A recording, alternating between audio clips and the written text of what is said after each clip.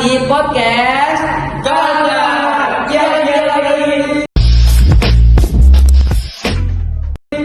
Tapi sebelum gua ngasih tahu topiknya nih, perkenalkan gua sebagai host Amar. Gua Nagara Made dan Gua Rizky Putra. Nah, jadi topik yang bakal kita bahas yaitu peningkatan PHK dan pengangguran yang ada di Indonesia. Nah, kita undang-undang dua narasumber yang paling culture. Kita siapa nih? Nah, siapa dong? Oke. Nah, jadi langsung aja kita panggil dua narasumber kita yang paling culture nih, mana?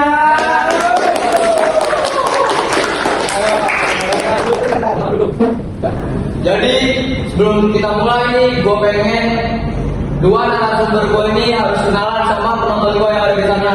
Biar banyak kita. Mulai dari gue ya. ya perkenalkan nama saya Muhammad Marvel dan nama saya Syafiq Madina Marzuki sebagai narasumber kalian. Nah, jadi itu dua narasumber kita yang sangat culture ya guys ya. Nah, kita balik ke Abang Amar. Oke, gue mau tahu sama kalian berdua, apa sih yang kalian dengar tentang PHK menurut pikiran kamu? Gue dulu ya. Menurut gue PHK ya, kayak itu biasanya sih gara-gara perusahaan itu apa ya? Kekurangan dana biasanya, pemotongan dana. Jadi mereka biasanya memotong ya karyawan karena paling gampang lah menurut gue. Terus pasti mereka udah berusaha juga mempertahankan, tapi akhirnya emang nggak bisa, akhirnya nggak bisa bertahankan, akhirnya mereka potong, gitu sih kalau PHK. Kamu tuh gimana sih mereka? kalau menurut saya sih saya juga setuju sih dengan teman saya ini, tapi mungkin kenapa terjadinya PHK mungkin ada masalah di perusahaan itu, jadi banyak karyawan itu terkena PHK gitu, ada kesalahan di perusahaan itu. Oh gitu, aja. Gua mau nanya sama lu nih, apa upaya lu nih supaya PHK nggak terus meningkat yang ada di Indonesia ini, supaya nggak terus meningkat lah ibaratnya gitu. Menurut gue ya mendingan kita tuh usaha sendiri sih. Kalau misalnya memang PHK dan susah nyari kerja, menurut gue buat lapangan kerja baru atau enggak ya berusaha aja atau usaha biar itu. Tapi kalau angka pengangguran terus meningkat yang susah untuk berhentikan, karena ya itu harusnya usaha pemerintah juga bantuin membuat lapangan pekerjaan baru.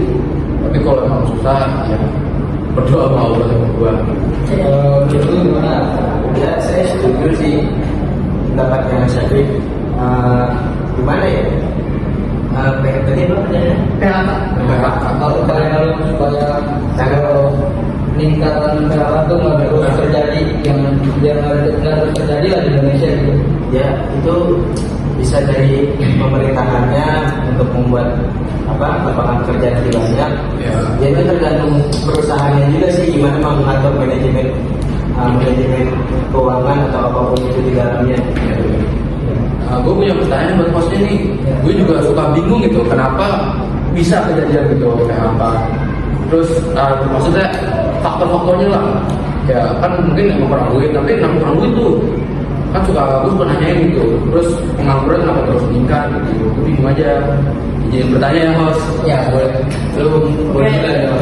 Jadi pendapat gua tentang tadi dia nanya kayak kurang duit ya.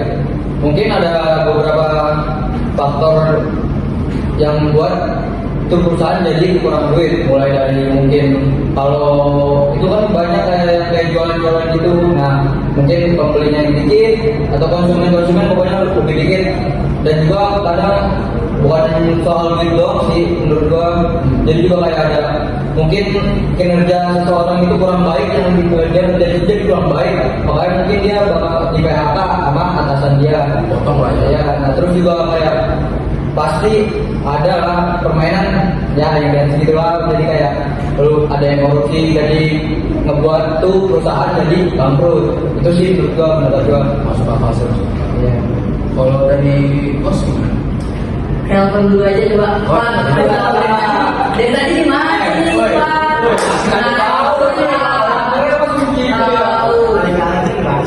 Mana sih lu? Bisa terjadinya korupsi di dalam Harus. Nih gua dulu udah pernah nonton ini, teman-teman gua bikin podcast nih.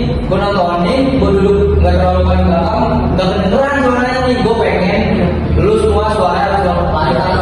Ini kan gue nih Masa kalau kece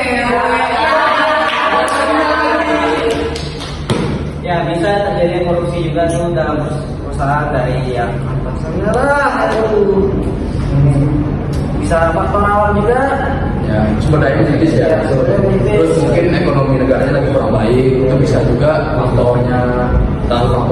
Terus juga bisa ya emang sumber daya manusianya agak kurang gitu mungkin. Nah itu dari gue ya Pak. Nah, ada pertanyaan lagi dari Mas atau mau ada berhasil? Aku mau tadi jawab yang dibilang. Oh ya boleh. Kalau dari gue sih, karena adanya pandemi, lalu Pandemi apa tuh pandemi apa?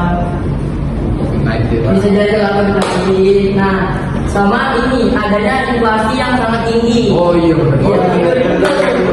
tumben lu pintar. Iya, sehingga produk berkurang, jadinya pekerja di banyak yang di PHK itu. Biar menghemat dana. Nah, gua ada pertanyaan nih buat narasumber gua. Oh, siapa? Aku nanya nih ke lu nih, kayak apa dampak dari PHK tersebut buat banyak orang? PHK ya mungkin Dampaknya. mungkin jadi meningkatnya angka kemiskinan gitu. Terus juga bisa menyebabkan ekonomi negara kita turun karena kan nggak ada kerja gitu. Yang kerja cuma berapa banyak doang. Itu mungkin juga alasan kenapa kemarin demo ya banyak yang kurang dapat apa ya? Nggak ada kerjaan tapi yang lainnya digaji gede, padahal kerjanya dikit gitu. Ya mungkin itu salah satu alasan demo kemarin sih. Terus untuk Marvel kan? Ya saya sih sama dengan pendapat dari Syafri ya. Ya gimana ya? Tergantung negaranya juga sih. Yang ngatur ya. Iya betul. Jahat dari atasannya itu. Kalau rakyat kan hanya bisa mengikuti saja. Nah juga memberi opini juga. Iya, memberi opini tapi ya tidak semaksimalnya didengar ya di demo kemarin. Iya nggak maksimal dengarnya, Iya. banyak yang kabur. Iya. Nah, mungkin gua mau bertanya kali ya. Kayak menurut kalian ya dampak dari ini jangka panjangnya apa kira-kira? Gue juga bingung nih karena kayak jangka panjangnya apa kira-kira? Karena kan pasti tuh dampak panjangnya juga pasti susah untuk dibenerin, terus bakal berdampak besar gitu. Tapi gue bingung apa aja. Nah, karena pertanyaan lu terlalu keren, gue serahin buat orang yang paling keren di sini. Suara yang keras dong. Tahu baju suara yang keras ya. Lalu apa aja bro? Dampaknya aja. Dampaknya jika ini terjadi terus ya bisa aja ya terjadi inflasi lah itu. Iya sih masuk akal. Karena kan ya gak ada kerja terus itu pasti terus-terusan inflasi. Karena ya gak ada penghasilan. Akhirnya kan di print terus duitnya tuh tanpa diputerin. Ini seperti negara di Zimbabwe ya. Zimbabwe ya tuh kayak dolarnya bisa juta dolar. Padahal cuma beli roti doang kan ya. Kayaknya nggak seberapa itu kalau di Iya kan. ada dolar. Tuh. Kalau dari gua sih ya, kalau dari keluarga pasti ada tekanan ekonomi. Oh iya benar. Jadi mental juga harus bisa dijaga dengan baik. Terus bisa juga bapaknya mungkin di PHK juga biasanya ke anaknya ya atau ke keluarganya jadi kayak makin jadi kena setan gitu. Isi bermasalah gitu gara-gara ya kurang stabil ekonominya. Nah, tapi kan gue udah nanya kayak upaya gitu tuh. Iya. Itu kan upaya dari diri gue sendiri. Gue kayak mau nanya kayak apa ya?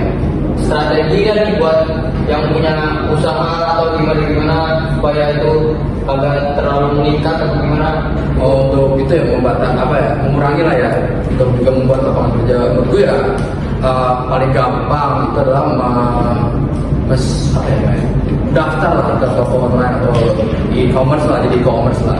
Karena kan itu kan banyak orang sekarang tuh suka banget belanja gitu di Shopee misalnya atau Tokopedia. Nah itu menurut gue itu paling gampang gitu. Apalagi TikTok Shop sekarang.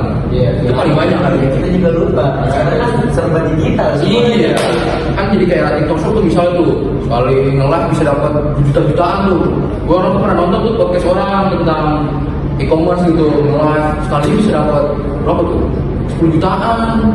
Terus belum lagi ngitung yang biasa gitu. Menurut gue paling gampang ya membuka lapangan kerja dan memperluas lapangan kerja ya lewat e-commerce, tapi juga bisa lewat berbagai macam hal. Contohnya kayak ya, membuat makanan gitu, itu juga bisa lewat e-commerce. Ya, itu dari gue ya. Mungkin dari yang lain bisa? Ya mungkin benar tadi dari lewat ya kita seperti lewat aplikasi online ya tahulah apa aja ya isinya, apa aja aplikasinya. Nah, dari Evan lu ada pertanyaan nggak buat narasumber? Tapi sebelum itu gua ada pertanyaan nih. Oh, apa tuh? Dong, nggak jam terus. Iya. Ini pertanyaan terakhir ini, paling keren terakhir. Oke, baik, ini terakhir. Iya. Bagus. Gimana sih kan tadi kan gua ngomongin tentang mental kan? Iya benar. Menurut lu berdua nih, gimana nih cara nyiapin mental sama orang yang udah di PHK gitu? Maksudnya mental gimana tuh? Kayak misalnya nih, ada orang nih Iya. udah di PHK. Nah, gimana sih cara nyiapin mental buat terjun ke dunia baru, buat Yang di berubah baru, buat terjun ke dunia baru. ya buat Apa? Kan kebetulan banget nih lagi cari kerjaan ya, lagi cari. Cara paling gampang masuk tuh pertama-tama kalau di atas 30 tuh udah lumayan susah tuh buat melamar kerjaan.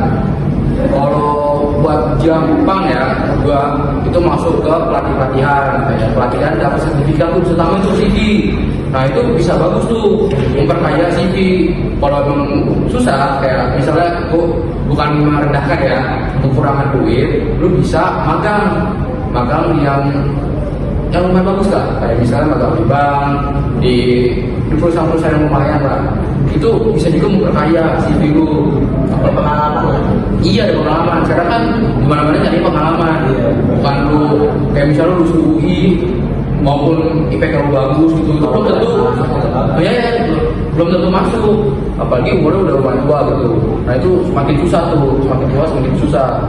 Dari teman-teman dari om gue ya yang pernah kayak HRD gitu. Nah itu katanya paling sering ditolak tuh umur 25 ke atas. Jadi biasanya masa orang dari kerja tuh sampai 25 doang. Di atas tuh biasanya susah, baru punya pengalaman. Nah, itu saya dari dengar ya. kalau dari yang lu dengar biasanya apa tuh? Kalau dari apa mental ya? Iya, itu mental ya. Mental. Ya itu mental tuh biasanya kan psikologis lah ya. Dari biasanya itu harus konsisten tuh dari yang terkena PHK itu ya, harus semangat lah. Terus biasanya harus ada apa dukungan mental dari keluarga atau orang-orang terdekat, sahabat gitu. Kalau perlu ya pasangan, tapi ya biasanya orang kalau belum jadi apa-apa Ya, nggak ada lah. Iya. Iya. Juga. Kalau dari yang Dari tadi bilang pengalaman ya. Pengalaman. Cara itu pengalaman tuh gimana? Biasanya tuh banyak tolak dulu. Oh iya benar, kayak kemarin juga gitu tuh gue liat abang gue. Nah paling gampang ya cari pengalamannya magang. Tapi kalau lu emang pengen lebih gampang lagi cari pengalaman, ya bisa ke perusahaan kecil atau misalnya contohnya lawyer lah ya, lawyer. Nah itu bisa ke law firm kecil dulu berpengalaman situ, misalnya berapa bulan, terus pindah yang lebih besar, terus gitu aja sampai pengalaman lu banyak. Oh iya jangan lupa di itu ya di scan dulu sama ituannya, sama law firmnya biar tahu kalau dia beneran kerja di situ dulu. Nah itu bisa langsung tuh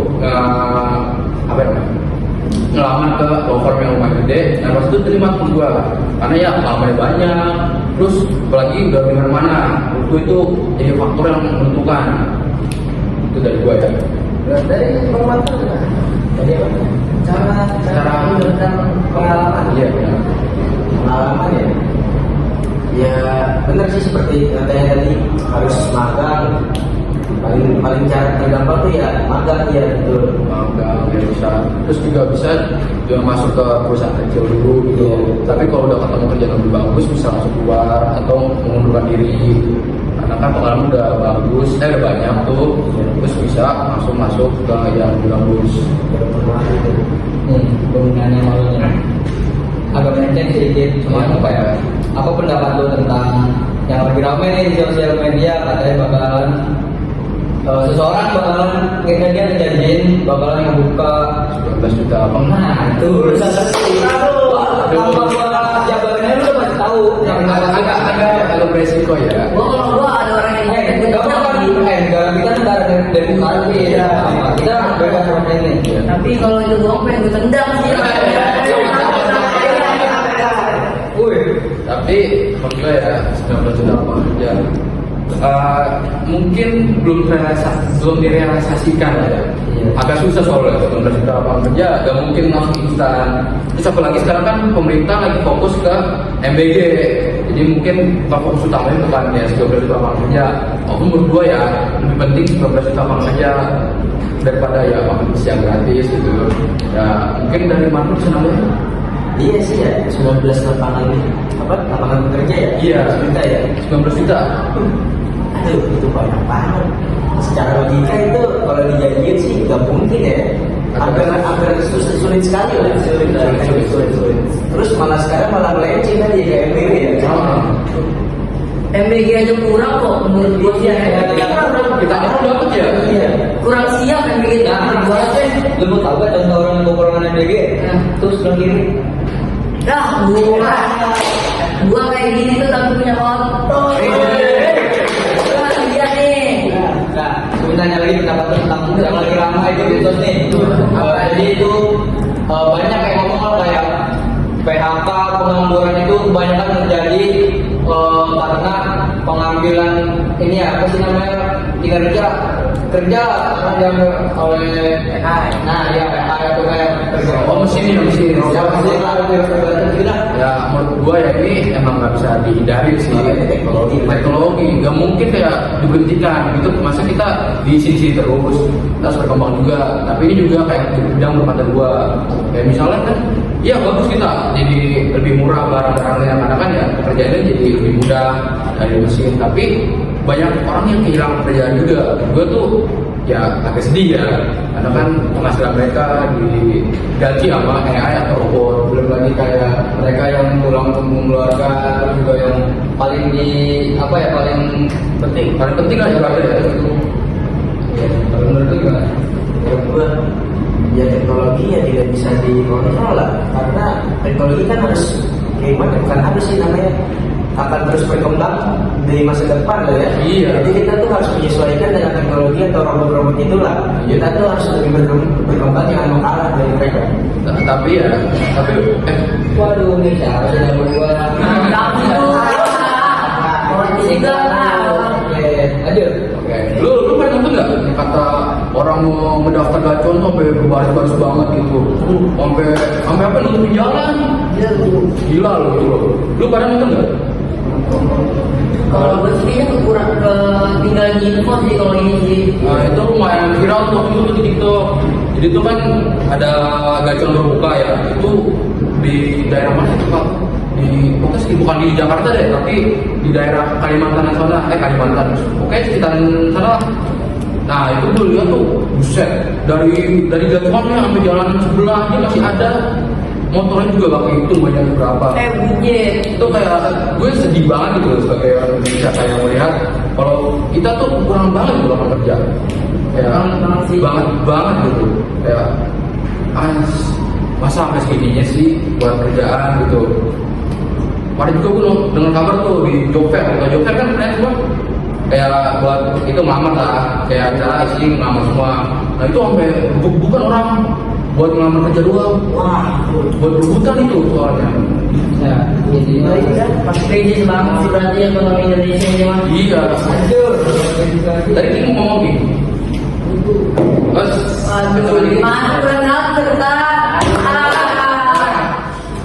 Ya kan itu panjang tuh. Iya. Itu yang bikin gua masih dikit doang kan. Pasti sekarang berapa tuh? 2% apa? Iya. Yang diterima, karena kan ya gacoan gitu. Tapi mungkin banyak, tapi kan itu banyak banget. Banyak kan lah. Penduduk jalan loh. Ratusan mungkin ya. Lebih kali. Ribu. Ribuan, soalnya banyak yang nggak punya kerja. Apalagi daerah luar Jakarta, lebih susah lagi. Jadi berarti intinya tuh kayak PHK itu sangat berpengaruh banget bagi Indonesia. Iya, penting banget. Bom, nih pertanyaan terakhir. Bentar, kan tadi kan ngomong king ya. Udah, aku sebelum yang terakhir, gue nanya kayak kesan udah dibuat kedepannya gimana supaya bisa lebih apa ya namanya?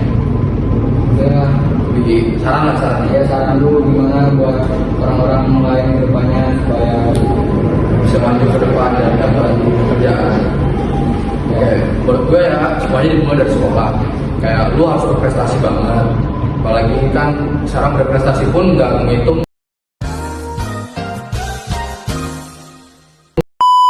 Kami dari kelompok 5 ingin klarifikasi soal videonya.